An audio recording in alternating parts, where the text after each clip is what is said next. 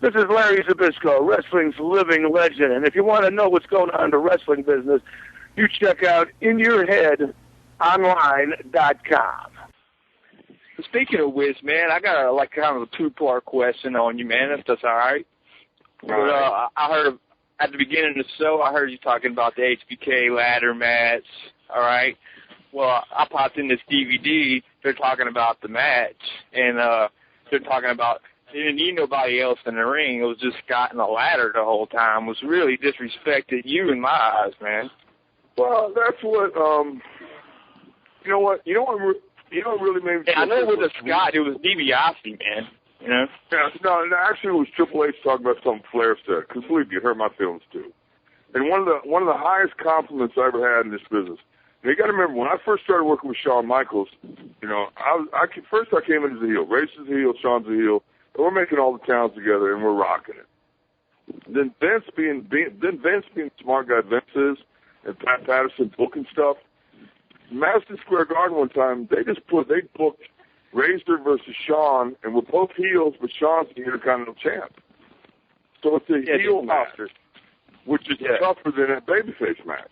They put us in there, and I assume, because Shawn's like a little pretty boy, and Razor was more of like a badass, I'm assuming that people are going to be with Shawn. And he and I are in the locker room talking this shit over. We figured we're just going to do our shit and let the fans figure out what they want. But in the back, Shawn goes, look, if they come with you, act surprised. I'll never forget Shawn go, listen, if they start coming with you, if the fans start digging you, look around and act like surprised and go, well, fuck it. I don't really care what you think, because I'm still a heel. But the thing is, okay, that was the beginning of me and Shawn. I wrestled Shawn every day, every night for almost 3 years. And you're talking 25, 27 days a month. So we had WrestleMania 10, we had a ladder match. Okay, months later, SummerSlam in Pittsburgh, we had the rematch. You know, a second ladder match. And this time, Shawn put me over at WrestleMania 10. Now we're having the rematch at SummerSlam. Now, at this time, though, Shawn and at that time, Diesel, Kevin Nash, they're making all the publicity. They're going to Kathy, and back then it was Regis and Kathy Lee. I mean, they're making all the time. They're doing all the publicity, all the stuff. So they go into Pittsburgh, and they are completely drained. They are wiped out. So I get in a ring with Shawn, and it's the first time, just out of respect, because when I broke in, the heels called the matches. The heel called the match. The babyface didn't say a word. And so we're still doing that. And now, the way I look at it now is whoever knows what's going on calls it. But I'll never forget being in the ring with Shawn, and Shawn looked at me and went, "Where are we?" And I started calling the match. And I'll never forget coming back in the locker room. It's one of the highlights of my career, and I'm going to say it now, and I hope Shawn hears this, is that we're in the locker room afterwards, and I think Vince had a private, we had our own dressing room. The Clique had their own dressing room. And we come back, and I go, "Hey, thanks, brother. Thanks, Shawn."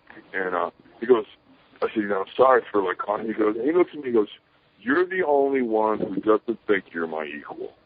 And that's exactly what he said word for word, because I never forgot that. It was one of the biggest moments of my career. Screw the Hall of Fame, screw a bunch of bogus belts that don't mean shit and all that kind of stuff.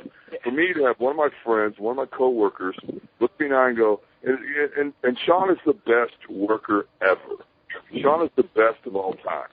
For him to look me in the eye and go, "You don't think you're my equal." I mean, it made me feel good. Plus, I'm insecure. I think a lot of people who are drawn to entertainment and stuff are insecure. Like Scott Hall, the guy is like, "Man, my life's falling apart." Scott Hall, the fake ass wrestler, man, hit that ring music. How you doing better than you? I mean, I think that's why a lot of people are drawn to that kind of thing. And I know that's probably why I am. Man, you stole that show that night, man, in my eyes. But my part question, man, I didn't get to spit it out last time we talked. I asked you how you felt about the Clique. I want to know how you feel about the Clique these days. They're my boys. I love them. I mean, it's never changed. I mean, just like I hadn't seen Sid in a long time. But when you have a connection with somebody and when you're really tight with someone, when you make that connection it's basically a foxhole environment. I mean, Vince worked us so hard. You know, we worked so much. And don't get me wrong, nobody had a gun to my head going, "You have to go on the road for 25 days a month." I was going, "Now, please let me do it." please let me have this push. So don't take, like, I ain't asking for no sympathy. I'm digging it. I want to be there. But the thing is, it's like, hey, man. And like, I ain't been around a click in a while. I ain't been around Sydney while. We picked off where we left off. Just like I will when I see Shawn again. Just like I will when I see Triple H. Just like I have with Kid. Kid called me the other day. Kid called me from Mexico City. Kid lives in Mexico City. They called me the other day, and he's talking on the phone, and like, Scott, and I go, yeah, hello. And he goes, you don't know who this is, do you? And I went, no, I don't. And he goes, it's Kid. I went, oh my God. I mean, he's grown up. Like, his voice got deep. It's like, oh my God, Kid grew up. Hey, so, I mean, and I see Kev all the time. I mean, Kev lives 30, from my house to Kev's house is 31 miles front door to front door. So I stay in touch with Kev all the time. I mean, the click still rules wrestling. I mean, if we ever decide to take over wrestling, we will. Again, I think people would pay to see Kevin Nash and Scott Hall versus HBK and Triple H. Oh, I think NWO versus DX would still draw money today. If you put that underneath Sid versus John Cena on WrestleMania or something like that, I think you'd sell out the world. Sid versus Batista, Battle of the Power Bombs. Sid versus Batista, Sid versus anybody. Because Sid's going to be the babyface against anybody he faces. Yeah. You put Sid against John Cena, they're going to boo Cena out of the building. And no disrespect to Cena.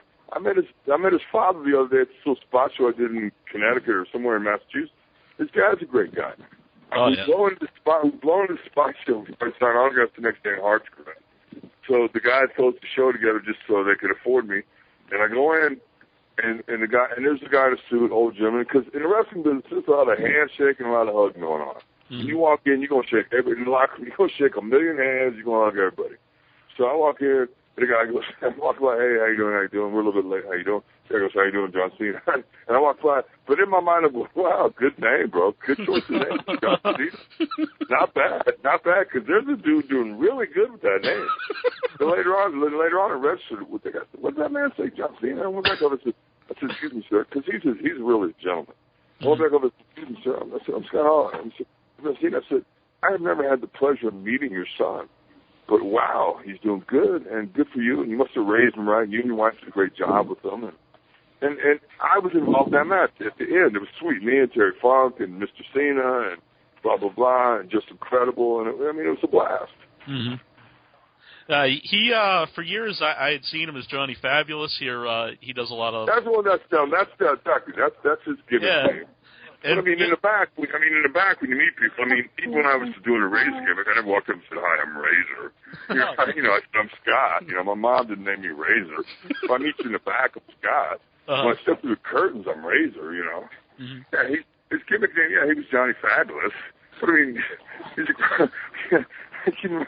I can't imagine it because he's such a class actor. I can't imagine. See, I'm the kind of guy, if he said, I'm Johnny Fabulous, I would have said, I'm Razor.